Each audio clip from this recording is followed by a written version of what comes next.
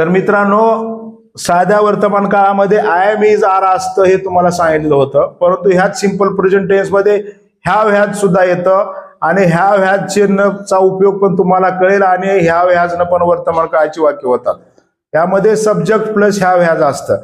He, C, it व तृतीय पुरुषी एकवचनी कर्त्यासमोर has घ्यावं लागतं आणि आय, वी, यू, दे व अनेक वचनी नावासमोर हॅव घ्यावं लागतं हे लक्षात ठेवायचं आहे. उदाहरणार्थ I have, we have, you have, they have, he has, she has, it has.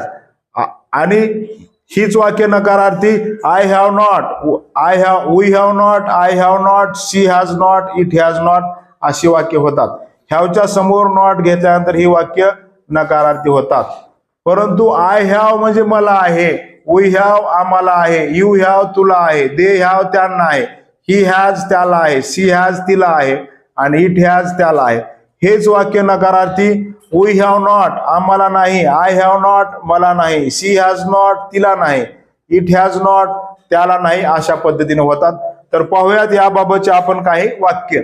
उदाहरणार्थ I have a car, I have a car. I have a car, I have a car. मला car आहे. मला car आहे. We have a computer, We have a computer. आम्हाला संगणक आहे. आम्हाला संगणक आहे. He has two brothers, He has two brothers. तुला दोन भाऊ आहेत तुला दोन भाऊ आहेत किंवा त्याला दोन भाऊ आहेत. किंवा त्याला दोन भाऊ आहेत. Kedar has a pen, Kedar has a pen. केदारला पेन आहे. केदारला पेन आहे. We have not, We have not. आम्हाला नाही. आम्हाला नाही. I have not, I have not. मला नाही. मला नाही. She has not, She has not. तिला नाही. तिला नाही. It has not, It has not. त्याला नाही. त्याला नाही. I have not a car, I have not a car. मला कार नाही. मला कार नाही. He has not brother, He has not brother.